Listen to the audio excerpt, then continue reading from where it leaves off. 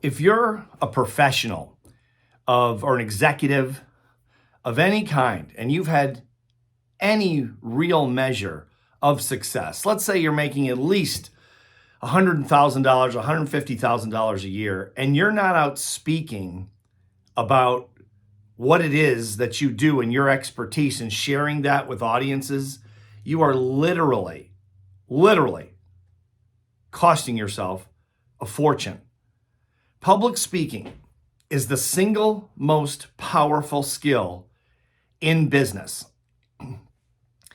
I mean, if you're a professional athlete, if you're a Hollywood actor, if you're Tom Cruise, if you're some famous politician or some reality show star or whatever, and you've got some way to make money that is just totally nonlinear, then God bless you. But for the rest of us mere mortals who, we're not well-known people like that or superstars like that, public speaking is the highest paid skill in the history of the world. And almost no one knows it.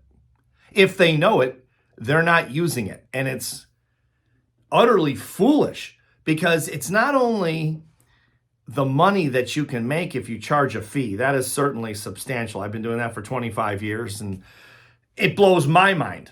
I wanted to give speeches and talk about mental toughness because that's my area of expertise, and I had success in that. Not a lot of financial success because professional sports teams and athletes, as flashy as that may be, Olympic athletes, I was coaching really great athletes, and people say, "Oh, isn't that unbelievable? It's so sexy and so flashy." It is. And they don't want to pay any money. They say, "Oh, you can use my name." I could tell you stories of famous athletes that wanted me to coach them in mental toughness, that wanted to pay me zero, literally zero, just to be able to use their name. And then what you get is more free athletes that want you to let you use their name. But that aside, okay, then when you go to organizations that actually value, speaking and what you can deliver in terms of your expertise and your solutions and all that kind of thing, it's a whole different animal. But it's not just about the money you can make. It's about the contacts. Okay. And I'll tell you, one of the times I first realized it, you'll think this is funny, probably. But when I was a kid, I grew up in the 70s, and Charlie's Angels was a huge show back then. Farrah Fawcett was kind of the hot supermodel of the time. I think that was before supermodels, actually. And Cheryl Ladd and Jacqueline Smith, and they were just, the biggest thing. And that was back when there were 3 TV channels and everyone watched Charlie's Angels. I mean, you're talking about 30, 40, 50 million people a week watched this show. So I was a big fan of the show. It's kind of a goofy show, but I love the girls. Obviously, all the guys love the girls, all the kids. And so my favorite, a lot of people's favorite was Farrah Fawcett. My favorite by far was Cheryl Ladd.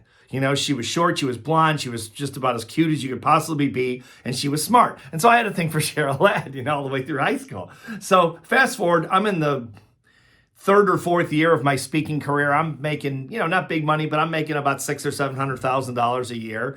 And I get on this committee because I gave a speech in Los Angeles, and there were very powerful people in the room in the entertainment industry, as there sometimes is in Los Angeles. And I didn't know that at the time, but there were probably 5,000 people in the group, and I was approached, and I was asked to be put on this committee for charity. And it was for the 9/11 responders. It was right after 9/11. And I got on the committee, and who's on the committee with me? Cheryl Ladd. Might have been the greatest day of my life when I found out. No, but I mean, I was obviously, 30-something years old by then and married for a long time and all that stuff. But it was just a kick, So we talked on the phone a few times, not just her and I, but the committee, which was about 8 or 9 people. Merv Griffin was on there. There were some very famous people on there besides Cheryl Ladd. But Cheryl Ladd was the one I thought was the coolest. And so then we met in Washington, D.C. before the big chair. We raised millions of dollars together, and the committee did, and as a whole. And so when I met her, she said, "Oh, hi, my name's Cheryl Ladd." I go, "Yeah, I know exactly who you are." I used to have a poster of you on my wall.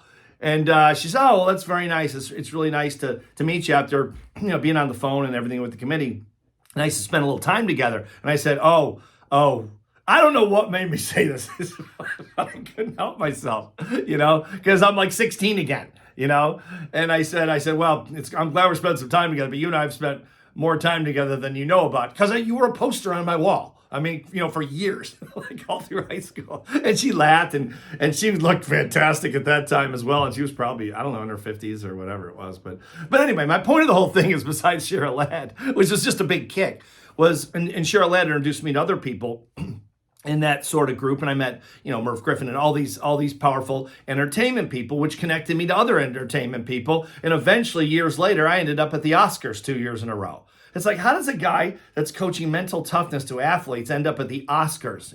I'm walking the red carpet with Catherine Zeta-Jones and Michael Douglas and Harrison Ford and what's their name? I forget his wife. Callista Flockhart, the little skinny girl. That was his wife, a woman. That's his wife. And anyway, just all of a sudden, it thrusts you into these groups of people that are very powerful. Now that was more of a fun thing, but I'll go into it in another video if anyone's interested how I leverage that into money. But public speaking did that. That's my point. I would have never been there without public speaking. I've never been walking the red carpet of the Oscars. Why would I be walking the red carpet of the Oscars unless I was a public speaker and I was noticed all over the place? That's what it's one of the things public speaking does for you. The contacts are outrageous. The money, of course, is substantial as well. But the contacts, of course, turn into money usually after a period of time. So I'll just wrap this up by saying, if you're not someone out there that's giving speeches on a regular basis, and I don't care, even if you don't get fees, I would consider getting fees. Okay, that's a really good idea. A lot of people speak for free, and I've been on programs with those people. They're like, "Oh, I'm just giving my money, giving the money sort of back to the organization by not charging them a fee." I'm like, "Well, I'm contributing to the organization by giving them a professional speech, and I'm getting paid, $20,000 or whatever the fee was at the time." And they'll say, "You got to be kidding me!" I'm like, "No, how'd you get it?" I asked for it because that's what I do. Okay, I would recommend that. And if you're going to do that, get training. Okay, go to freespeakingcourse.com and get some training. Okay, freespeakingcourse.com. Get some training and charge a fee. I would recommend that. But even if you don't charge a fee, if you're an expert, look, if you're not an expert, you can't do this. I mean, you have to be an expert in something. You have to solve some problem. If you got out of jail 3 days ago, you can go speak to the Bureau of Prisons maybe or something like that, or youth or something like that, troubled youth, to keep them out of jail. That's fine, whatever. You have to have some level of success. Okay, this idea that people are going to pay you or ask you to speak if you're, not succeeding at some level. You have to be the most successful person in the world, but you've got to succeed at something. You have to have solutions. Okay, people want smart, successful people up on stage at some level or another on some topic or another that solves a problem. Okay, so make no mistake, it's an exclusive club. It's not for everyone. Okay, but if you're not in it, can you get in it? Can you work your way into it? Yes, of course you can. Of course you can, as long as you're smart and you'll study and get some expertise that solves a problem that people want to hear. If you don't, they won't have you, okay? But my point is, even if you have that said, okay, if you have that baseline of expertise, go speak at the Kiwanis Club, go speak at the Rotary Club, go speak at the Men's Club, the Women's Club, any of them. Get your message out there. The world needs it. People are terrified to get up in front of people because they've been embarrassed in the past. So have I. We all have been. Get over it. Here's why. Because it's worth its weight in gold. And I'm not exaggerating when I say gold. I mean gold.